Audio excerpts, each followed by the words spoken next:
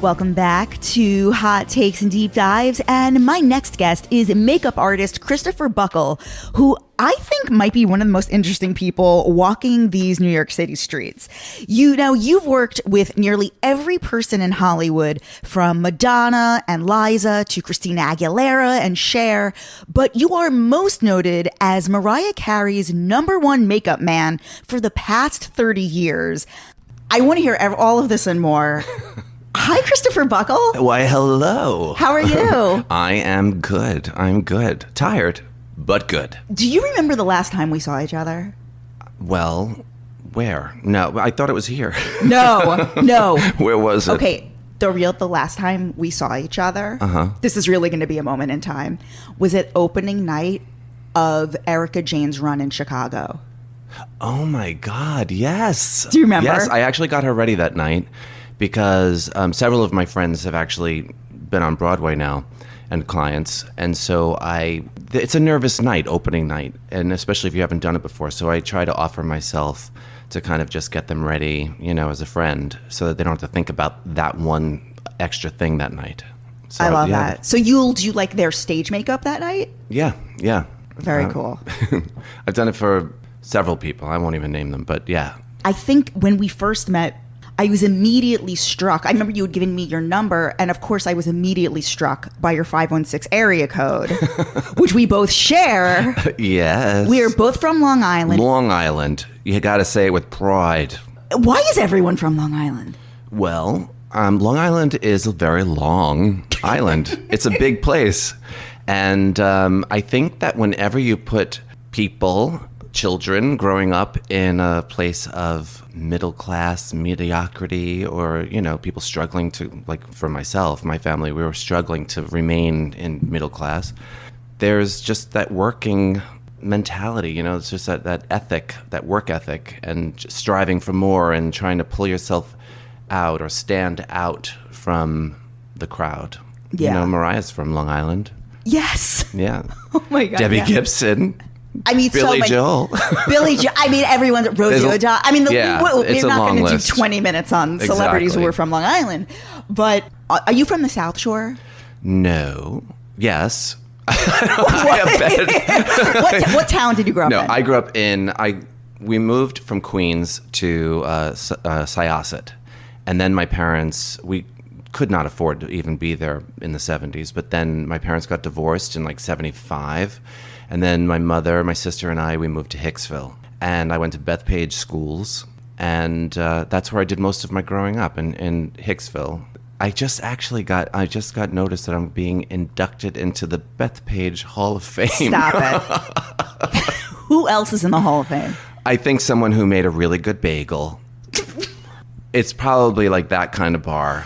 That's amazing. You know what I'm saying? That's hilarious. So, yeah, I guess by Bethpage standards, I'm famous. We're going to get into your entire career, but I know that you were very much into like the club and the punk scene in New York from a young age. And you started coming into the city really young. But like, what were you like in school? When I was in junior high, I started to wear makeup. So I was made fun of. I tried very hard to blend in. I tried hard to look like the other kids, act like the other kids, dress like the other kids, because I grew up from the time I was in nursery school. I was ridiculed and pointed, like people just could sense that whatever, I was different. I was kind of like a pretty little boy, and so I was ridiculed for that. And I think that what ended up happening was I tried so hard to blend in and to fit in, and still none of the bullying let up. So I figured, well, why don't I just look like what I want to look like, because I'm going to get bullied anyway. And so I just leaned into my makeup palette, and I shaved off my eyebrows, and I looked kind of like Marlene Dietrich from Hell / Nina Hagen / Boy George / Sig Sig Sputnik, and just very painted, very aggressive makeup. And all of that just smashed up together into like a wicked, sinister glamour puss. And I was corseted, and I was thrown out of school all the time, and because I went to school like that. So wait, at what age did you start using makeup? Like 12, 13. Where were you getting it from? Well, my mother was selling makeup for, like, she was always had a side hustle because we were always so broke. And so she had the side hustle where she was selling like stage light makeup, which was a very disco-oriented makeup line. So it was lots of those like loose, shiny eyeshadow powders, magenta and purple blush, purple lipstick, hot pink lipstick. Like everything was like extra, extra and extra shiny. And so I had access to makeup and a lot of colors that I didn't have, like neon greens and yellow. Like those colors people take for granted these days. You can go to any store and buy these shades, but back then you couldn't. And so when I would go to my art class in school, I would take the pastels, the chalks, and I would steal them and I would crush them up and I would use those as eyeshadow. Now, warning, it's probably not healthy. I didn't go blind, but it would stain the shit out of my skin. So even through all the heavy foundation and everything, I would wash my face and I would literally have like the markings of wherever that shadow was because it would stain the skin. And were you going to school wearing makeup? Fully, yes. Actually, in my 10th grade, going to high school, I had to miss the first day of school because I was wearing too big of a hoop in my skirt. I used to wear the giant crinolines and circle skirts and hoops and everything and a corset, and I couldn't fit in the desk because this chair and the desk were like attached, and so I couldn't fit into the desk. And how would the teachers react to you? It was kind of a mix. Like I was looked at as a disruption.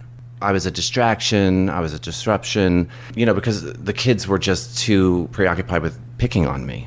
So I'd walk down the halls and have people throw other people into me and like throw my books out of my hands or threaten me and all of that. The teachers sometimes would also kind of like verbally poke at me and stuff. But I also had teachers that were amazing. Like I had a science teacher and I was, of course, failing everything because my days existed. I would only go to school maybe twice a week. And I would be sewing on the days that I wasn't in school, creating all of my clothes that I needed to wear at night. And my science teacher once grabbed me aside and she was like, look, Friday night I've got a wedding to go to. And if you want to stay after school and do my makeup, you'll pass. You're not going to get an A, but you'll pass. And so I stayed up to school and I did her makeup and I passed my class. My first class, my senior year, was art. And I would miss that class all the time because even the days that I did go to school, I was late. And my art teacher stopped me in the hallway and he said, you might be very surprised when you see your report card this semester. And I said, why? And he goes, well, you'll see. I just want you to know that you never made my class, but I would see you in the hallway. And so I graded the artwork that I saw that you created every day. Wow. And I got an A. So he graded my makeup that he saw me wearing every day. So that was a very sweet thing. That's really interesting. Yeah. Yeah.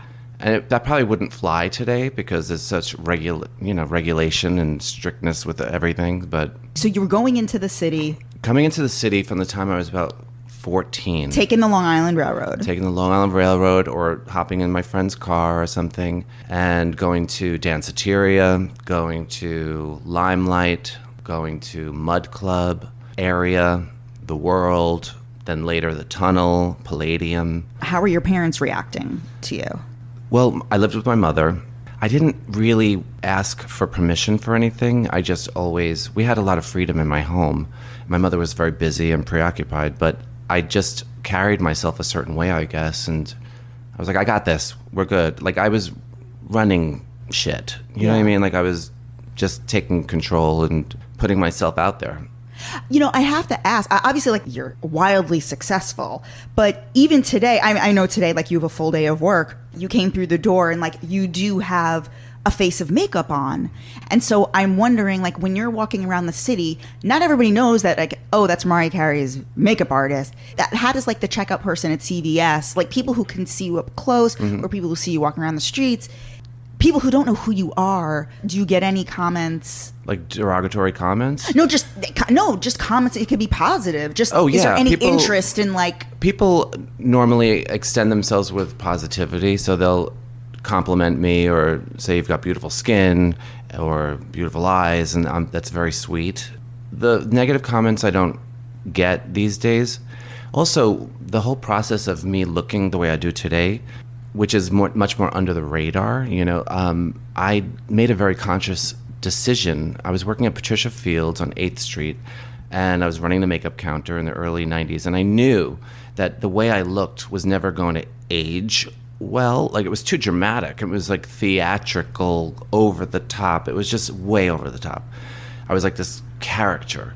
I just knew that I had to start toning it down. Also, I wanted to be in a relationship. I wanted to maybe find someone. I was always an object to be looked at and appreciated, like a centerpiece or a floral arrangement, but I was never a sexual person, which probably saved my life back then. But I wanted to have a relationship, and so I started to undo myself and start toning it down. It took like 2 years to kind of get comfortable with a certain style and a certain amount of makeup and everything.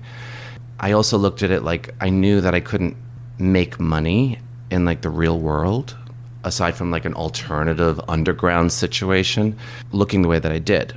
And so I was like, I need to be a wolf in sheep's clothing. And so I need to disguise myself, infiltrate, and get their money. So what was the path to even working at Patricia Fields' makeup counter? Like, how were you first? Like, I know that you worked, I think it was at the Metropolitan Opera. Yes. How were you first discovered? Well, I was in Penn Station, and I was on an escalator. I was going back to Long Island, and this woman was on the escalator with me, and she turned and looked at me, and she was like, "Excuse me." She's like, "Who did this?" And I was like, "My makeup?" And she's like, "Yeah, did you do that?" And I said, "Yeah." And she reached into her purse or whatever, her pocket, and she's like, "This is my card. I need you to call me after 8 o'clock tonight." And this is back before cell phones, so you actually had to find a landline. And I called her, and she gave me a job. Who was this person? This woman, Deb. I remember her name was Deb. I was 17 or 18, so I can't remember her last name, but she gave me a job at the Metropolitan Opera. I had to like kind of go back. I didn't even know where I was, to be honest. Like, I went through a garage. I had to walk from Penn Station all the way up to the Opera House because I didn't have money for a taxi. And when I was checking in, they gave me a little sticker with my name on it. And when I was backstage, I knew I was backstage someplace, but they had me do makeup, this very gothic makeup. It was with the Paris Opera Ballet. They were touring through the summer. And she instantly gave me the gig. And I said, "Where are we?" And she goes, "Honey, this is the Met." And I was like, "Oh, okay." But yeah, I still have my mother saved my check stubs because she was like proud, and she saves everything. I love that. And so what were the images you saw that you were maybe trying to replicate or at least be inspired by? No, I was definitely inspired and influenced by, I think we all are inspired and influenced by everything that we see. It could take, maybe it's a speck of something, but it influences you. It makes an impact. Anything that you find attractive makes an impact on you, and so you will always aspire to be closer to whatever that is. I was absolutely mesmerized by Boy George. I thought this was a very special thing, even when it was happening at the time in like 1981 or whatever it was. I was like, this is very special. This is like incredible that this man that's so pretty has, presenting himself publicly in such a big way.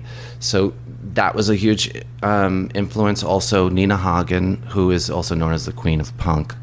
She wore very extreme, kind of cyber-futuristic punk kind of makeup, again, with the personality and character to kind of back it up. Very influential. Old Hollywood, Marlene Dietrich, Lucille Ball. These women were painted. It wasn't natural beauty. It was manufactured beauty. And I was fascinated by an eyebrow being so high on the face and so thin, or a certain shape, lips that were painted way out, like Lucille Ball's. And so, these people were all influences. Also mannequins, puppets.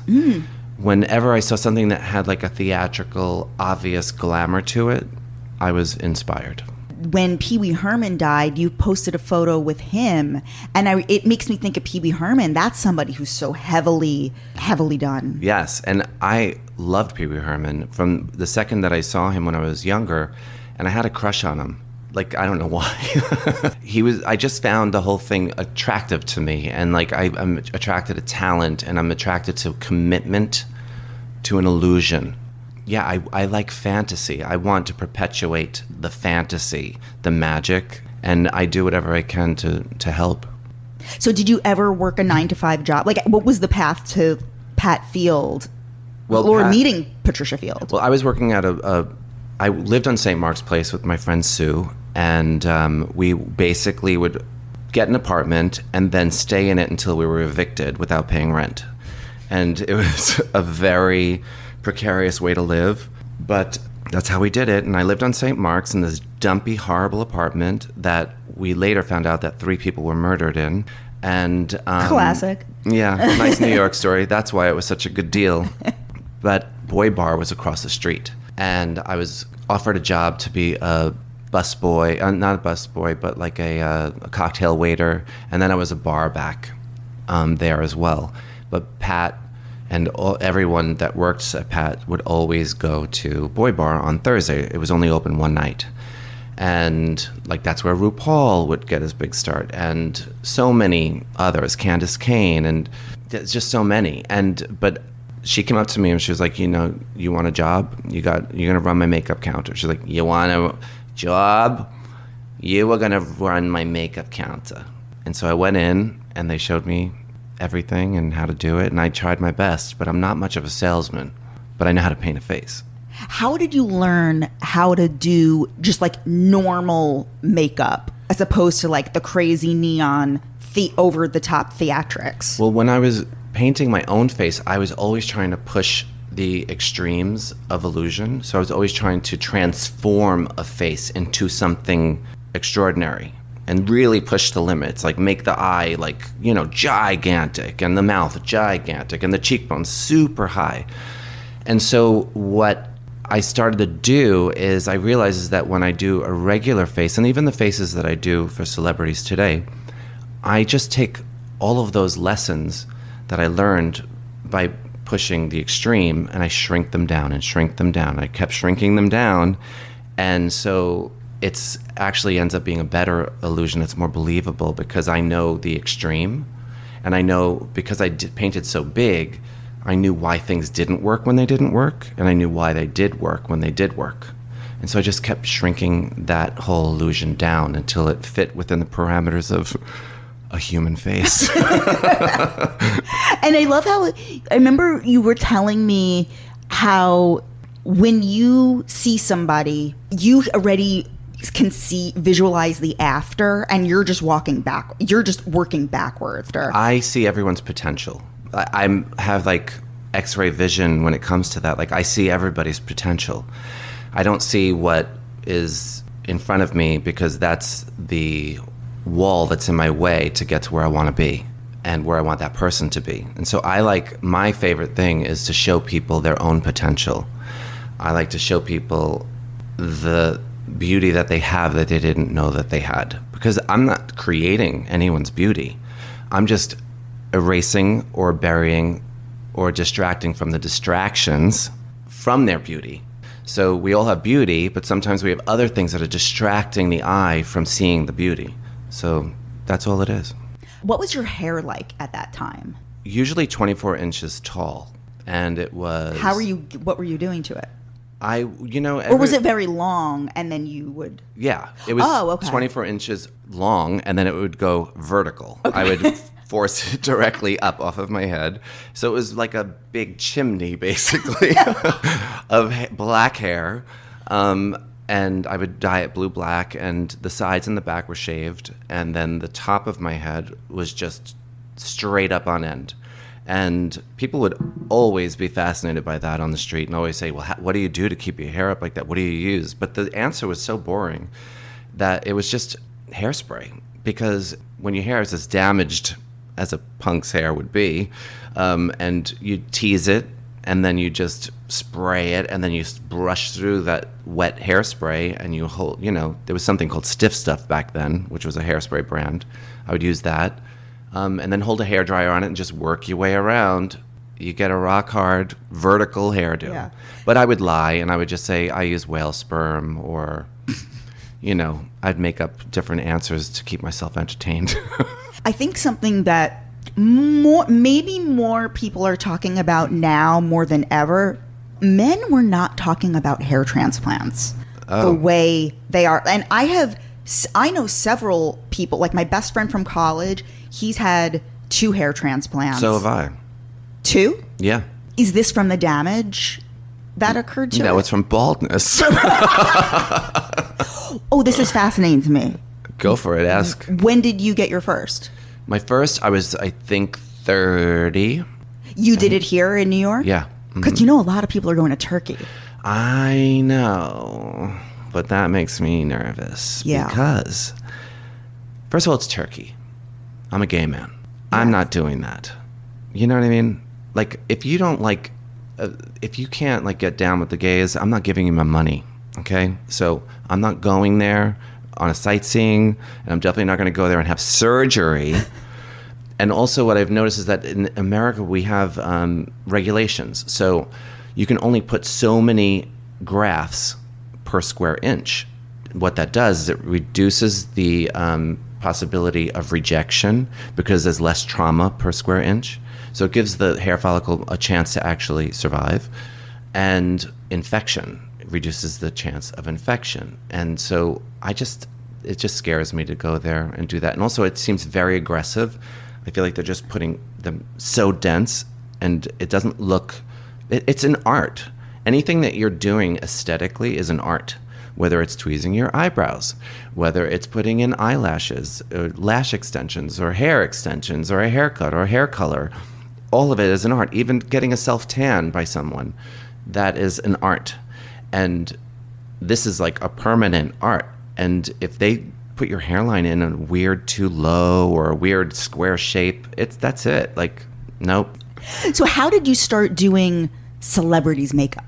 Well, I didn't choose to be a makeup artist. I didn't want to be a makeup artist. I wanted to be a singer. I wanted to be an actor. That is where I thought my life was taking me. And it was just because of the way I presented myself publicly that people could see I could paint a face. I mean, you don't walk down the street singing and dancing and doing monologues. So I just kept getting all of these different offers. And then, at Pat Field's, the B-52s would come in. Deborah Harry would come in. But then I did have an office job in the middle of it all because I met someone.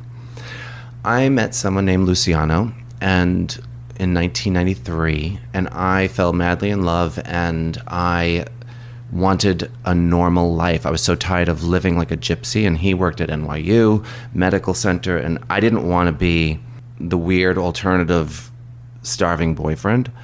So I got a 9-to-5 job, and I worked at an agency called Oz New York.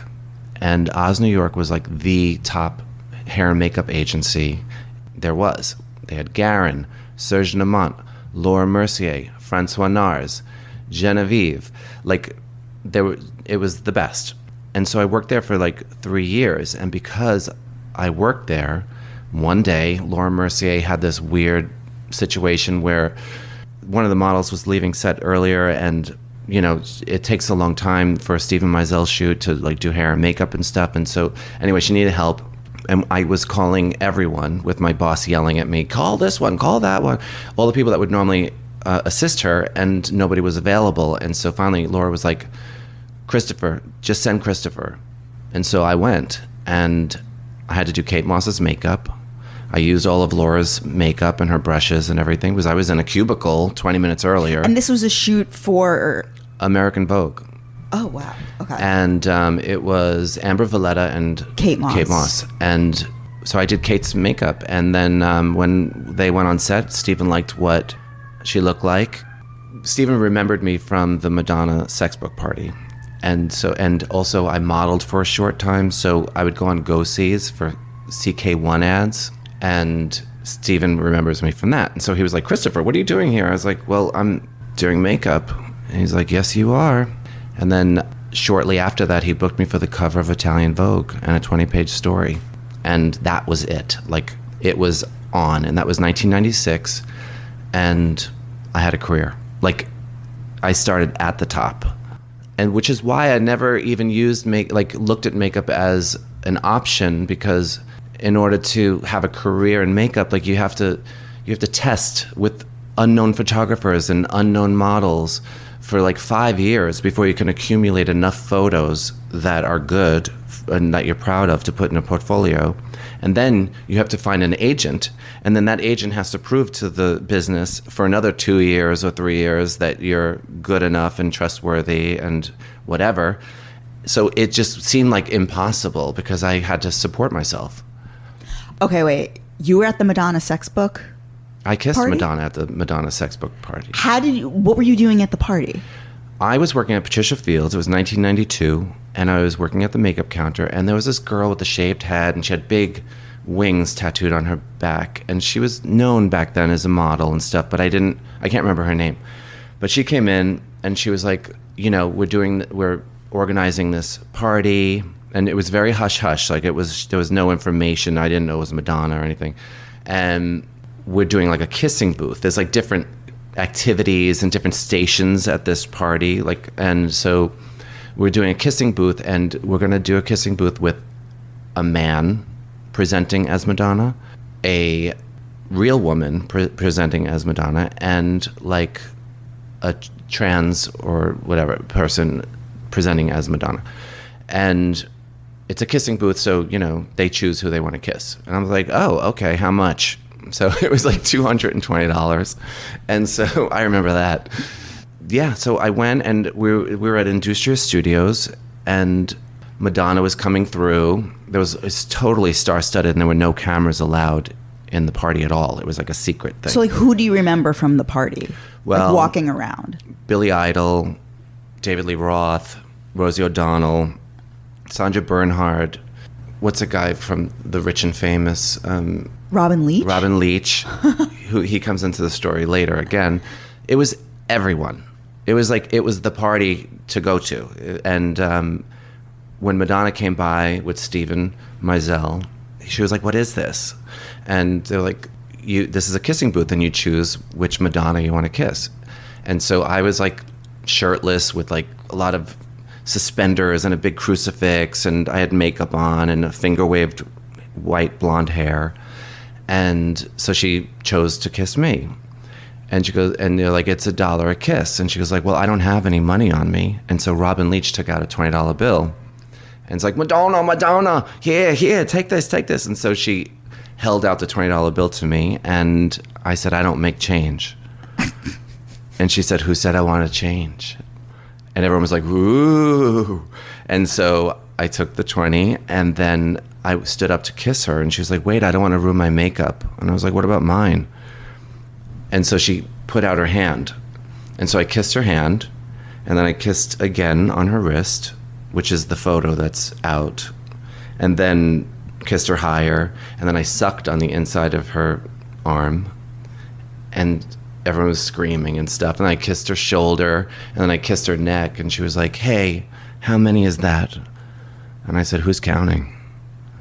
And then I kissed her one more time really softly. But yeah, that was very turned on. And right it was now. the only it was the only photo that actually originally came out from the inside of the party. There was the red carpet, but then inside the party, that was it. And it was a double-page black and white photo in People magazine. And did you ever get later on, did you ever get a chance to do her makeup? That's very strange, but yes, I did. I think it was Demi Moore must have put in a good word for me, and Madonna was looking for somebody to do her for the Oscars one year. I don't even remember which year it is. Like her party that she throws? Yeah, but she was going to do the red carpet as well at Sunset Tower. Oh yeah. And so I had to go do her makeup. So I was like, I had a Toyota Corolla, rental car, and I had to like go up to the gate and buzz it, and I'm like, oh my God, I'm fucking pulling up to Madonna's house. I have to like walk with my makeup and ring her doorbell. Like, this is a lot. Like, I was very nervous. And I don't get nervous, really, but I was nervous. So, yeah, I went in and I was in the kitchen hanging out, waiting, and she came into the kitchen with a robe and a towel on her head and was just like, hey. And I shook her hand, and I didn't remind her of the party because I felt like, I'm in her house. Like if I was in a studio or if I was in somewhere else, like I think that I would have maybe brought it up. But when you're in someone's house, I didn't want it to seem weird. So yeah, so we worked in the bathroom that was like part of her suite in her bedroom. And she's like, would you mind taking off your shoes? Because I just had it recarpeted in my bedroom. And I'm like, sure. So I took off my boots and walked across the softest white carpet I've ever stepped on in my life. Like it was, I don't even know what that carpet was made out of. But yeah. So you were like in her bedroom? Well, I walked through her bedroom into the bathroom, and then there's a closet off of that, and we got ready in the bathroom. And there was a little hooks on the wall with all of her rosary beads, and it was a very Madonna moment. And then I was doing her makeup, and she was like, do you think that this liner's a little thick? And I hesitated, and I was like, well, and she goes, express yourself, don't repress yourself. And I was like, don't stop. Yes, she did. And I said, don't do that to me. Don't make me nervous. Because it's like those things that remind you of what you're doing, And I was just like, she knew it.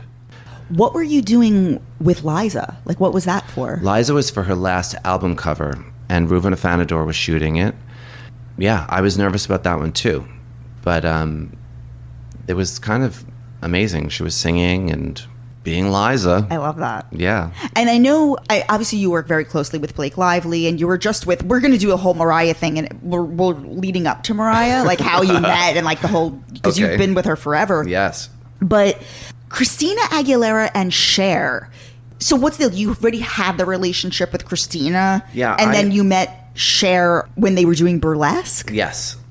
I've been working with Christina for a long time, and we did Back to Basics, and we did all the videos, and we did Bionic, Lotus, and just lots of videos and things and appearances. And then Burlesque came up, Steve Anton's Burlesque, which is on the West End right now. It's coming to Broadway. Well, it should. Yeah. Because that's a good time, folks. Steve Anton is amazing. Have you seen it on the West End? No, but I need to get out there, and I need to go see it. Okay. So Christina brings me on to Burlesque, which, by the way, was not a shoo-in. I had to audition. I had to do even though you were her guy. Yes, because whatever. I had to do it, and so we did a screen test. So we had a trailer at Sony Studios, and I had to produce 6 different looks, and it was very much like I didn't have any warning or anything. I just literally did it on the fly. And she was into it too, so I was just working really fast, and then we'd go onto stage and we would shoot it on film, and so I got the gig, and then Cher was of course in the film, and Julianne Hough and Kristen Bell, but of course Cher is the most iconic.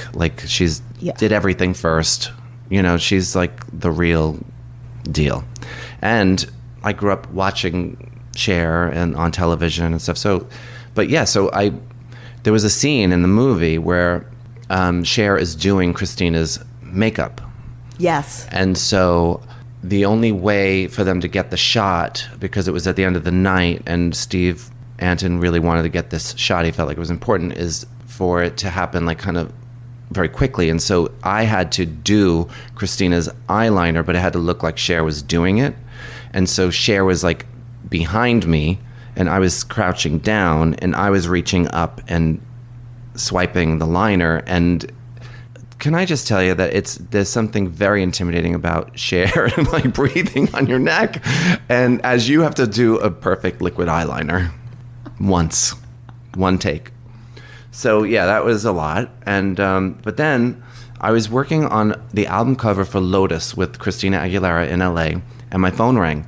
And so it was literally on set, and it was Jen, Cher's assistant, and I ended up having to fly to Vegas that night and play makeup with Cher. She didn't have a makeup person? Yes, she did. But I think she just wanted to see what I do, and because on set she'd be like, what is that? What's that sparkly stuff you got there on Christina's eyes? I mean, that sounds like Bill Clinton a little bit. Sorry, no, I like it. But anyway, her voice is much higher. Anyway, we would talk about Martha Stewart glitter from Michaels, and it was just we were always like, she's inquisitive and she's cool, so we played makeup. I'm assuming people like Cher, Madonna were like on your dream list. I used to have a dream list. I had a to-do list, like a bucket list as a makeup artist, and that was Liza and Cher and Madonna, the usual suspects, and Elvira was on there too, Mistress of the Dark, Cassandra Peterson, and I've done everyone's makeup except for Elvira's. Now, I don't want to do Elvira's makeup. I want to do Cassandra Peterson's makeup because Elvira has to be Elvira. So that has to be protected, and I get that. But I want to do Cassandra's makeup. You have a great J-Lo story. The story where, like, you landed and, like, your luggage was lost and you had to, like, run across. We were in Monte Carlo. What was this for? It was for a private show. She was performing at, like, some party or something. So it wasn't for, like, the Cannes Film Festival. But we get there, and my luggage wasn't there. Now, we had to perform at, like, in 2 hours. Well, okay. Why would you check your makeup? Wouldn't that always be on your carry-on?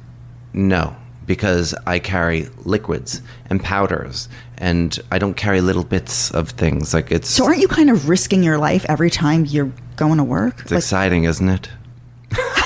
No, but, like, seriously. Well, basically, yes. But at a certain point, you lose fear because I've been in every situation, and I know how to fix things, and I know that I've dealt with things, and so I don't have fear. But that time landed, and I had 2 hours before I had to start Jennifer Lopez's makeup, and I had to literally run around Monte Carlo and buy brushes, makeup, lashes, like everything. And I spent like $3,000 on everything I needed because everything's even more expensive there. Yeah. And but Jennifer was very sweet because she was just, I was like, look, this is not, I did the best I could and found she's like, no, baby, I get it. I understand. She's like, you got this. Just do your thing.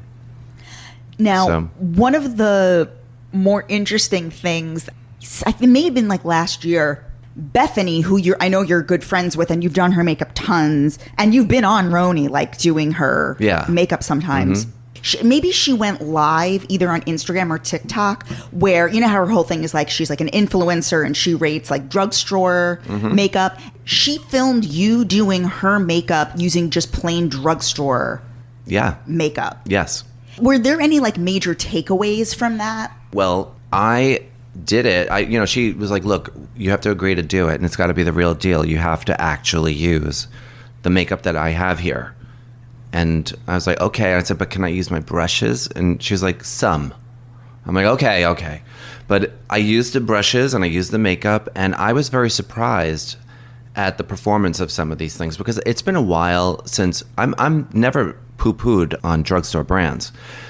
But a lot of those cosmetic brands also have a ton of money, like L'Oreal and Maybelline and CoverGirl. Like these brands they've been around forever, and they have a lot of money, and they have money for technology, and they also have the infrastructure to produce things very quickly. So they really could be great stuff. And the foundation, like Neutrogena foundation, amazing. I was very surprised. There was some other concealer that she had me use that day that was amazing. And she's like talking to Milo, like as you're doing her makeup, does she ever stop? She never shuts up. She talks. Like, how do you get her face still to even? No, there is no still. She's like, okay, I'm very like Zen when I do makeup. I kind of just do it, and I don't talk a lot because I'm in someone's face, and I don't want to be like breathing on their face. But with her, she's like, okay, so tell me what you're doing now. Tell me. I was like, well, I'm just like, okay, so then what's this? Do I need to get this thing here? And I'm like, well, you could get it. Wait, okay, so now if I do, like, she's all over the place. because she's curious, but she's like a multitasker like you cannot believe. And then she'll yell out to an assistant, make sure that you don't, blah, blah, blah. You know, it's all very frenetic. Yes. Okay, so tell me your journey with Mariah. You know, you've been with her for over 30 years. No. I've been now. First of all, she would hate that. She would hate to hear that number. But 30 anniversaries? It's I think 27 or 28 years. Okay. Yeah. So, Butterfly album. That's when I met Mariah. And the reason why I met her, is that where you're going to go? Well, you just like, how were you introduced to her? Polly Mellon, who just turned 100. She is an amazing fashion editor, and she was a creative director for Allure magazine and all these other, she's a legend, fashion legend. But I had just done my cover had just come out with Stephen Meisel for Italian Vogue, and I was like nobody, like who the hell is this? Like that's the Bible for fashion.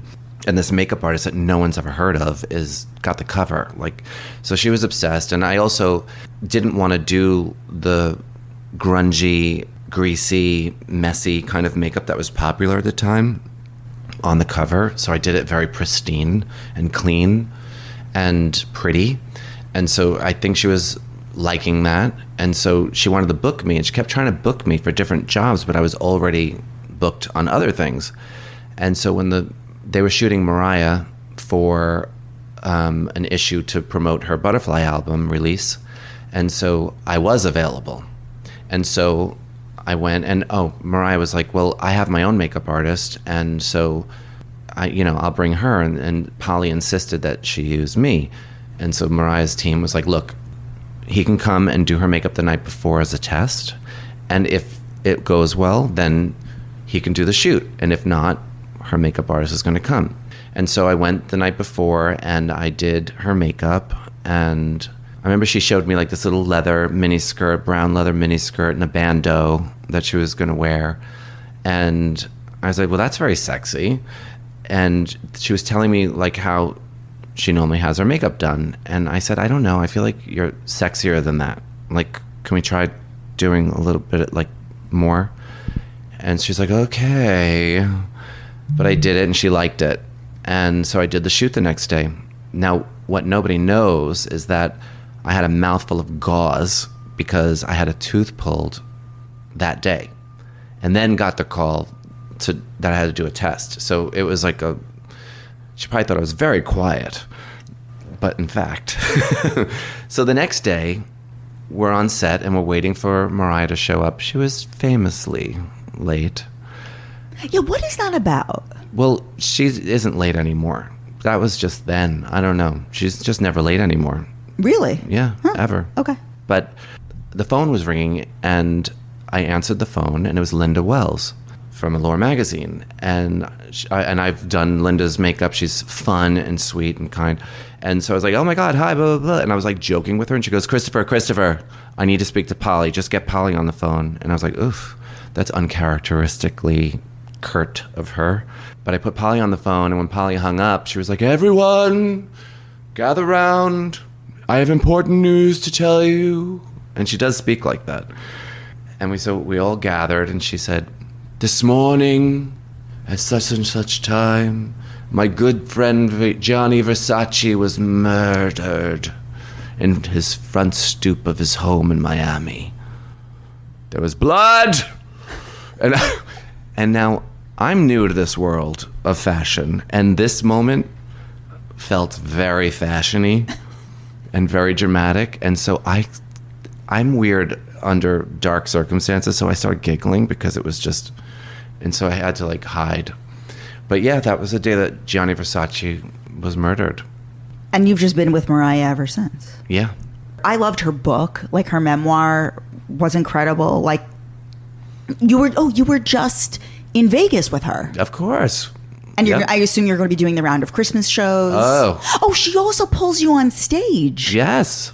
I go on stage each night. Didn't you sing Ex-Girlfriend with her? My God, what are you, an elephant? You know everything. No, I love Mariah. Oh, okay. Yeah, so I've seen in the car. I remember I don't know if she does this bit all the time, but she will do a thing where she'll get her makeup touched up on stage, and so she'll pull you out. Yes. And so you'll do her makeup, but then you also have because you're a singer, you've sang Ex-Girlfriend like as like the ex. Right. Yeah. Yes. Like years ago, Mariah and we always sing when we're always singing, like joking around backstage and just whatever, listening to music, singing. And we both have a very vast catalog of like different genres and everything from commercials to like the most random rock song. She knows everything. It was like a week before we left for the Rainbow Tour, and my phone rang, and I was at my friend's house, and it was Mariah, and she was like, "Hey, I just had this idea. We're doing different skits for the show, the tour, and I just thought it'd be funny if maybe like you like came out and like sang with me." I was like, "Oh my God, really?" And she's like, "Yeah." She's like, "But you'd have to like be in drag." That didn't make me happy because I'm not really into being in drag, but I'm a performer and I'm an actor. So, and I am not going to say no to performing in front of 20 or 30,000 people every night around the world in every stadium with Mariah Carey. On any level, whether I'm jokingly singing or singing to my best ability. So I came up out of an elevator, like an elevator would push me up. Platform, yeah. And to the top of the stage, and I'd walk down the flight of stairs and join her in song, and we did this whole like silly skit thing. But it was a lot of fun, and it was also very generous of her to give me that, because as a person who dreamed of possibly doing that as a career, I got to at least experience what it felt like to do that, And so now, yes, she does take me out on stage, but the reason why everyone's like, she's such a diva, blah, blah, blah. She doesn't need her makeup touched up. Her makeup is perfect. If I never touched it throughout the whole show, it would stay perfect. It's built that way. She does it so that she has a second to breathe between songs, because where she places us coming out is usually before she has to sing big. And she needs to kind of get herself oxygenated again, relax her chords, and then proceed. So we're kind of an excuse. Of course. Of course it's like a bit. I don't think people... Yes. Yeah. I mean, that's the way I've always interpreted it. Anybody who thinks funny. that Mariah is actually like some kind of difficult diva doesn't get the joke. The joke's on you. Yeah. You've also worked a ton with Lindsay Lohan. Mm-hmm. Like, did you do the Rumors Yes, video? I did the Rumors video. That was nominated for MVPA award, or I think that's what it's called. Yeah, I did several videos with her.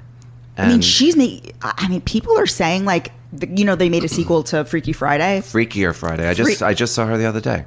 People are saying that it's finally going to be like, oh, she's finally going to enter. Like, yes. When Disney reinvests in you. Yeah. Because I think there were a few like false starts with like some Netflix. It wasn't a false start. It's a plan. It's like you have to, at a certain point, if you're gone for a while, you have to kind of reintroduce yourself and reprove yourself in a way, You got to show up. You got to deliver. She's so professional and so kind and on her game that it's so great. And she looks amazing. She looks better now than she did when she was 17 when I met her, or 16.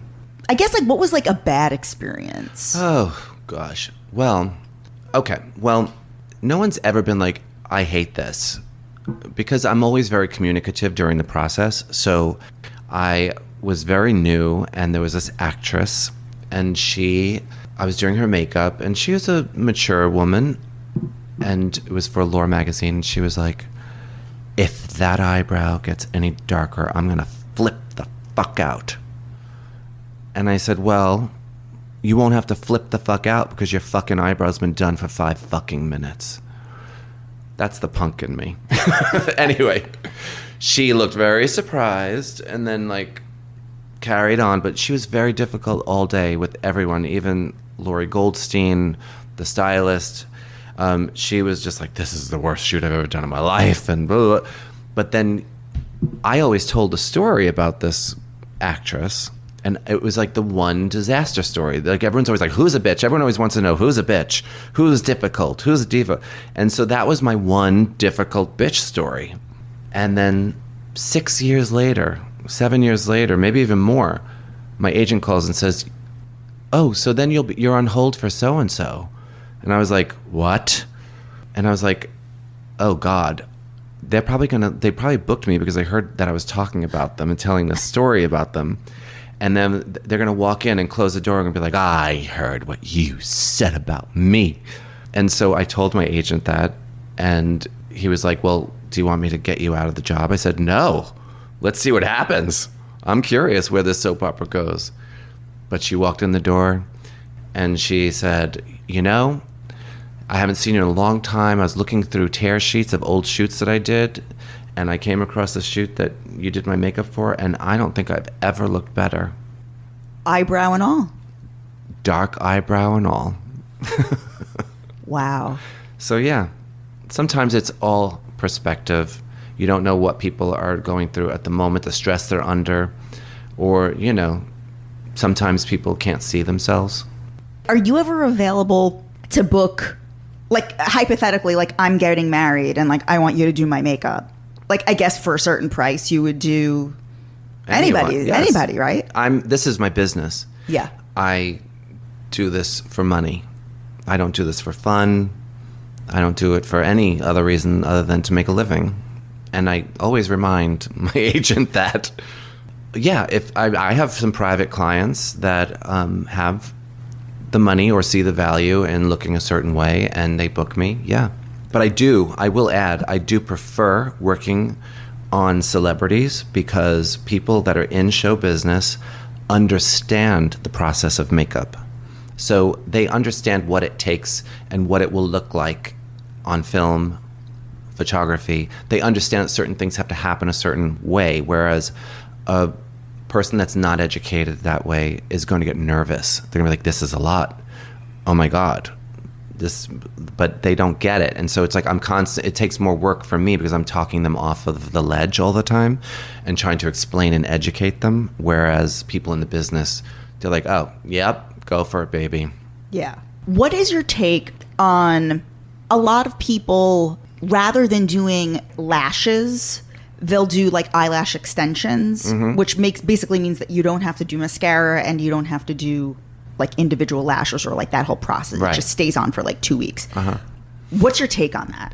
I call it chasing the dragon because, first of all, before we even get into it, anytime that you attach something artificial to your body, whether it's hair extensions, whether it's fake nails, whether it's false lashes, you know, that don't come off, those things are going to deteriorate whatever they are attached to. No matter what anybody tells you, they're lying. You are going to have thinner hair on your head, you're going to have thinner hair on your lashes, and you're going to have weaker, thinner nails on your fingers. Because the act of removing them is always disruptive to the health of whatever it's attached to. And also, it's like you're putting a bunch of hair on a little bit of hair. Or it's not good. It's also not healthy for your eyes, especially because bacteria, you can't wet these lashes when you get those. You have to like clean around with like a face cloth. That's gross. Like, don't you want the beautiful, refreshing feeling of a clean face and like your eyes being clean? And eventually your eyelashes are going to become so sparse that you're going to absolutely need them. You also have to go constantly and have them refilled in. And you have to comb. It's not like, oh, I have beautiful, thick lashes like you would if you were naturally blessed with those. You have to comb them, clean around them, go drive or get a taxi, have them filled in, lay there for an hour. I think collectively it's a lot quicker to put mascara on and take mascara off or glue a lash on and peel it off at the end of the day. I love this TED Talk on the lashes. Oh, yeah. No, you're very, I love the passion. Yeah. It's just that and also I've had clients that really swear by them or whatever, but they never look as good as the false lash. Okay. Let's talk about eyebrows. Okay. Now, in the 90s, I have a lot of friends who clearly in the 90s, these were girls who over tweezed.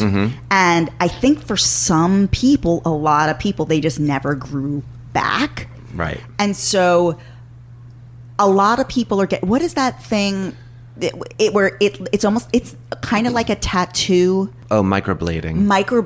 Like, what's your take on eyebrows? What is your advice? My advice, first of all, I'm an eyebrow addict. Like, I love eyebrows. If you ever see a picture of me, you'll see that I'm greedy with the pencil. I just don't give a shit. I just go in like Groucho Marx. But there are a few options. The microblading starts off looking good. And when you see on someone's Instagram these beautiful hair strokes, you're like, oh my God, it's a miracle. See, I think it always looks fake. Well, I was like, wow, brush strokes. Like, it looks like little hair stroke, like little hairs. It's like so amazing. First of all, that's like up close. That's right after they rub the ink into the razor blade slice that they made into you. So they're very clean. But as soon as it heals, it starts looking foggy and gray. And then they fade out. And then you have to have those redone. But at the same time, you're scarring the skin that your hairs are growing out of, and therefore probably creating sparseness in your eyebrows, because scars can't grow hair. I have seen eyebrow transplants. What? Eyebrow transplants. They take hair from the back of your head and they implant it into your brow. And it looks amazing. Really? Amazing. The only catch is you have to trim them. They grow like hair on your head. So you have to constantly trim them. But you could do that yourself, but you have all this fullness in your eyebrows. Now, if you ever, God forbid, were in a coma for years, you would definitely have to have something written with your health proxy to trim your eyebrows on a regular. Otherwise, you're going to have eyebrows that are hanging onto the floor off of your forehead. Are more men wearing makeup than we would think? Yes, definitely. It's starting.